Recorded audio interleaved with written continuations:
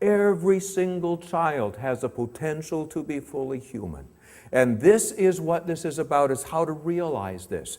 And this is what, as parents, we need to yearn for, is to yearn for them to be as fully human in all that that means as is possible. This is a course on how potential is developed and the role that parents play in this. The failure to grow up is one of the two most significant explanations for trouble learning and behaving. We can get bogged down in wanting a child who is cooperative, compliant, who is easy to parent, and yet this isn't always the child who grows into the adult that we most admire.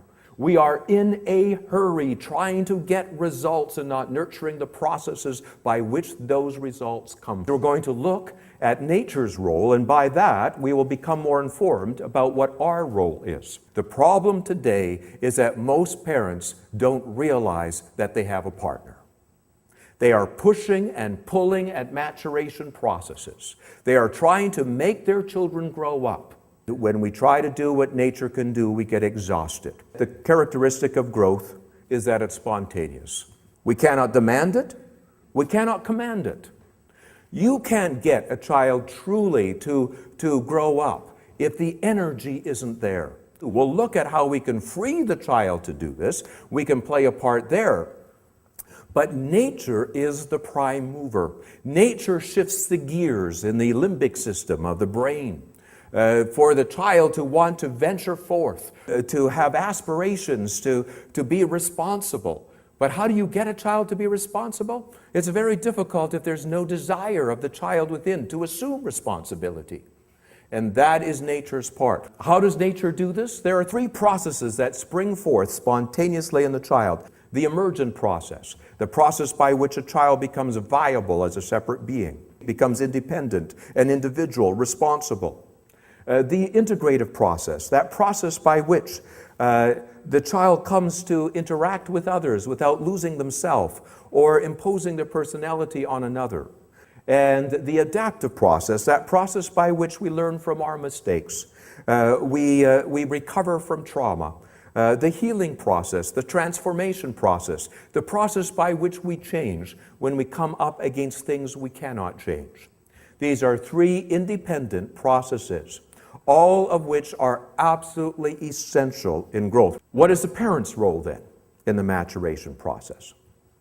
For nature to do its work, it requires certain conditions that parents are in the best position to provide. The most important provisions are rest, room, and relationship. A secure relationship, a deep, warm relationship. Children need a place to grow.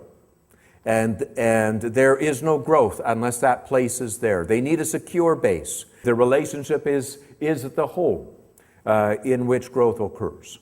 Secondly is the concept of rest. We generally think we've got to work at things.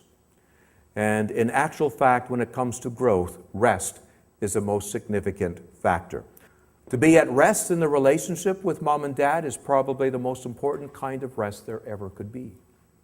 To be at rest from that which does not work, to not be keeping at trying to make things work all the time. Whenever you have stuckness, you also have phenomenal restlessness. Growth also requires some space, the room to be one's own person. It requires protection from outside pressures. By far the majority of children need parents to stand in the way, turning the screen off, being able to cut down on all of the entertainment and activities in order to make room to grow. My concern is that today's parents are doing things they were never meant to do. They are pushing maturation, they are getting exhausted. Many of us are working too hard. We need to relax. We need to find our place. And that is not to do what nature can do, but to be able to do the kinds of things that free nature to do its job.